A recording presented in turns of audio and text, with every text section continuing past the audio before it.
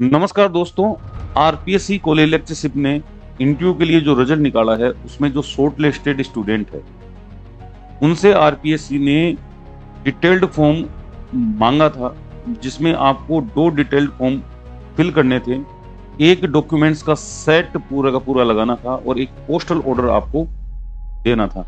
और जो मेरा प्रीवियस वीडियो था उसमें मैंने जब इसका जिक्र किया तो बहुत सारे बच्चों के कॉल आए कि हमने जो है केवल और केवल अभी सर सिंगल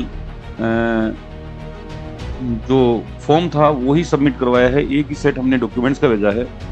तो मैं उनसे रिक्वेस्ट करूंगा कि अभी आपके पास आज 3 तारीख है और कल 4 तारीख है, अभी आपके पास 2 दिन है।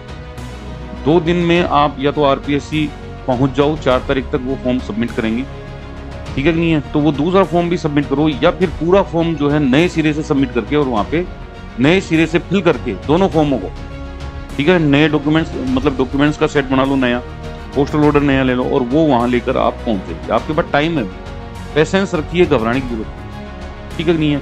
अब जो इस वीडियो का जो मेन मोटिव है उसके ऊपर आते हैं। बहुत सारे बच्चों के रेगुलर कॉल आ रहे थे कि सर आप इंटरव्यू की तैयारी करवाइए या इंटरव्यू की प्रिपरेशन आप करवाइए कि हमें कैसे इंटरव्यू के लिए प्रिपेयर होना है, ठीक है कि नहीं है? तो उसके लिए मैं केवल गाइडलाइन दूंगा आपको, ठीक है कि नहीं है? तो पर डे एक वीडियो आएगा मेरा 5 से 10 मिनट का, उन गाइडलाइन को बिल्कुल सीरियस तरीके से आप फॉलो करना, ठीक है? और वो गाइडलाइन के जो वीडियो होंगे वो आपके नेचर के हिसाब से होंगे, उसको आप मॉडिफाइड करो, ठीक है कि नहीं है?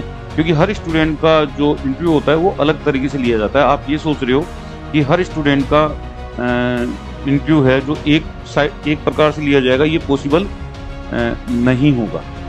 इंटरव्यू के लिए हमें अलग अलग तरीके से प्रिपेयर होना पड़ेगा सारे बच्चों को। जैसे मान लो कि किसी बच्चे की केवल एमएससी है और वो केवल और केवल क्या कर रखा है, उसने केवल और केवल उसने नेट का क्लियर कर रखा है या जेआरएफ क्लियर कर रखी है, उससे बच्चे से अलग तरीके के क्वेश्चन पूछ रहे हैं, ठीक है नहीं है? जिसने सेट क्लियर कर रखा है, नेट नहीं है, उससे अलग तरीके के क्वेश्चन पूछे जाएंगे। जो पीएचडी होल्डर होते हैं, जो पीएचडी कंप्लीट होती है उससे अलग तरीके से पूछे जाते हैं। जिनकी पीएचडी चल रही है उनसे अलग तरीके के क्वेश्चन पूछे जाते हैं। और जिनकी पीएचडी सबमिट हुई है, सबमिट इंटरव्यू नहीं हुआ है अभी, वो वाइवा नहीं हुआ है, समझ में, उनसे अलग तरीके के क्वेश्चन पूछे जाएंगे। तो इस हिसाब से ये मान के चलो कि आप अपने आप को कहाँ स्टैंड करते हो, किस प्रकार से आप इसको मैनेज करोगे, ये आपके ऊपर है, ठीक है कि नहीं है? मॉक इंटरव्यू मैं भी करवाऊंगा आप बच्चों के, आपके मैं भी मॉक इंटरव्यू करवाऊंगा, ठीक है कि नहीं है? क्योंकि जिस हिसाब से कॉल आ रहे हैं वैसे करवाने पड़ेंगे। लेकिन मॉक इंटरव्यू आपके कब करवाएंगे, ये लास्ट में करवाएंगे, क्योंकि वहां पे जब बात की है, मैंने वो अंदर जाके भी बात की है, 2-3 और भी थे वहां पे हायर पोस्ट पर, उनसे भी बात की है। तो उन्होंने यही कहा है कि ये जो एग्जाम होंगे ये बोर्ड की एग्जाम के बाद में होंगे, मतलब आपके जो इंटरव्यू होंगे वो बोर्ड की एग्जाम के बाद होंगे मोस्ट प्रोबेबल, ठीक है कि नहीं है? हालांकि आप ये सोच रहे हो कि बोर्ड की एग्जाम का आरपीएससी से क्या लेना देना है, ऐसा कुछ भी नहीं है। क्योंकि अपने जो इसमें सेलेक्ट हुए हैं ऑलरेडी, कोई 2nd ग्रेड में, कोई 3rd ग्रेड में, उसने भी इसका दिया है, वो भी सिलेक्ट हुआ है, या कोई और कहीं पे वो पोस्टेड है, तो ये जो एग्जाम हो जाएंगी उनके बाद में वो करेंगे कंसिडर, ताकि किसी भी व्यक्ति को दिक्कत नहीं आए। समझ में आ रही है मेरी बात? बिल्कुल सिंपल। अब उससे पहले जब आपके मॉक इंटरव्यू होंगे तो ये लास्ट में लिए जाएंगे और ज्यादा नहीं ले जाएंगे, 4 से 5 मॉक इंटरव्यू होंगे। आप ये सोच रहे हो कि बहुत सारे क्यों, ठीक है कि नहीं है? इंटरव्यू देने से पहले इंटरव्यू की पहले की तैयारी सबसे इंपॉर्टेंट होती है, समझ में आई? इंटरव्यू देने जाओगे, इंटरव्यू में क्या पूछेगा वो सब बात की बात है। पहले इंटरव्यू देने से पहले, इंटरव्यू के पहले आपको क्या क्या करना है उसकी तैयारी कैसे करनी है, सबसे इंपॉर्टेंट। समझ में आई बात? तो वो मैं आपको गाइडलाइन में बताता हुआ चलूंगा। मेरी जितने भी वीडियो आएंगे वो आपके लिए आएंगे। और मैं फिर कह रहा हूँ, कॉलेज लेक्चरशिप में चाहे आप लोगों ने कहीं से भी कोचिंग ली, मेरे स्टूडेंट मुझे अच्छी तरह जानते हैं, मेरे ऊपर विश्वास था, उनका सिलेक्शन भी हुआ है। और मेरे को इतना भी पता है कि अदर इंस्टीट्यूट से जो बच्चे कोचिंग कर रहे थे उन्होंने भी मेरे यूट्यूब की वीडियो देखी और सबसे इंपॉर्टेंट उन्होंने सराहा है कि आप जो मैंने वीडियो डिलीवर किए हैं आप तक, वो वास्तव में आरपीएससी के लेवल के हिसाब से थे, आरपीएससी के हिसाब से थे। समझ में आई बात? तो मैं अदर इंस्टीट्यूटों की बात नहीं करूंगा, अब वो मॉक इंटरव्यू करवा रहे हैं क्या नहीं करवा रहे हैं, आप बिल्कुल बेशक ज्वाइन कीजिए, लेकिन वहां पे आप डीमोरलाइज नहीं होगे, सबसे इंपॉर्टेंट, ठीक है कि नहीं है?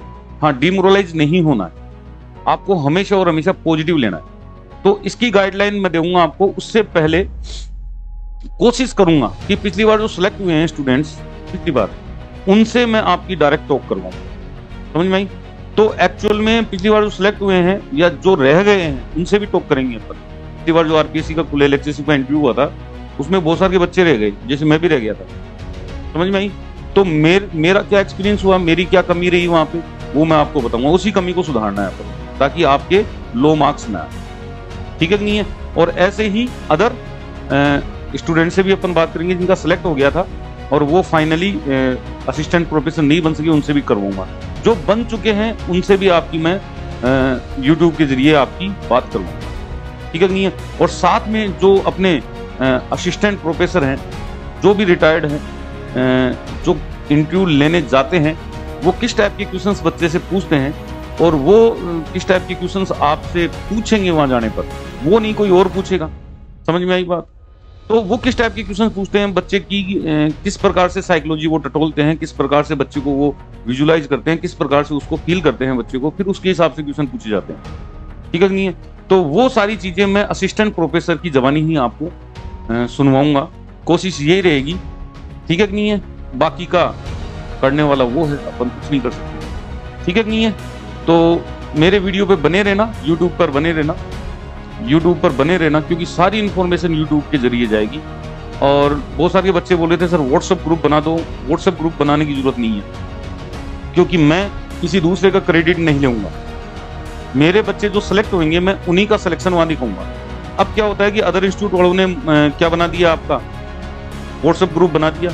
अब उनमें से क्या होगा कि भाई जितनी सीट है उतने सिलेक्शन होंगी, और डेफिनेट रूप से वो जो सिलेक्ट होंगे वो उनके ग्रुप में भी होंगे, फिर वो दिखाएंगे कि ये देखो ये हमारे व्हाट्सएप ग्रुप में थे, इनका सिलेक्शन हमने दिया, चाहे वो मेरा स्टूडेंट हो, समझ में आई बात? इस प्रकार से ये 100% सिलेक्शन के लिए किए जाने वाला स्टंट है, जो मैं नहीं करूंगा।